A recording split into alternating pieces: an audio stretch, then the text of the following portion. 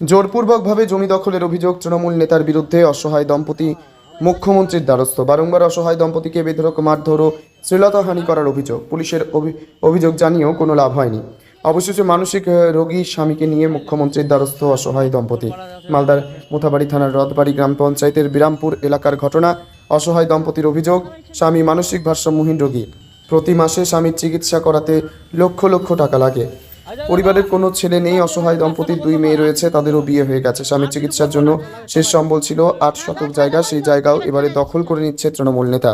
আর জমি দখলে বাধা দেওয়ার মাটিতে ফেলে পেটানোর অভিযোগ। সেই সঙ্গে জমি মাফিয়াদের হাতে শ্লীলতাহানির শিকার 2 মহিলা। অসহায় দম্পতি এবং তার মেয়ের অভিযোগ। এই নিয়ে থানায় অভিযোগ জানানো হলেও পুলিশ কোনো ব্যবস্থা নেয়নি বলে অভিযোগ পরিবারের। তাই পুলিশের ওপর আস্থা হারিয়ে রাজ্যের মুখ্যমন্ত্রীর কাছে আবেদন করেছেন তারা।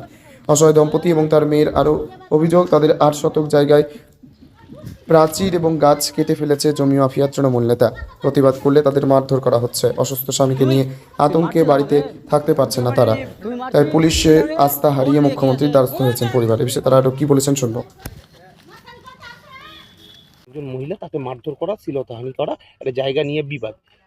না, আমার সঙ্গে কোনো জায়গা নিয়ে কোনো বিবাদ কারোর সঙ্গে হয়নি। আর কোনো গণ্ডগোল আমার দ্বারা ঘটনা হয়নি বা আমি ঘটাইও নি। সম্পূর্ণ ভিত্তিহীন অভিযোগ, এটা সম্পূর্ণ মিথ্যে। কেন কেন করছে এটা, কি মনে হয়? না, আমাকে বদনাম করার জন্য, ফাঁসানোর জন্য। ওই জায়গাটা যে রয়েছে, জায়গাটা কার মালিকানাধীন, কার? আমার নিজের অথেন্টিকেট দলিল রয়েছে, পর্চা রয়েছে, সমস্ত কিছু দখলে আছি আমি।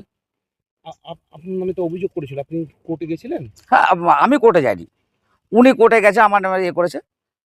কোর্ট বিচারাধীন। আপনার নাম? নীতিশ চন্দ্র দাস।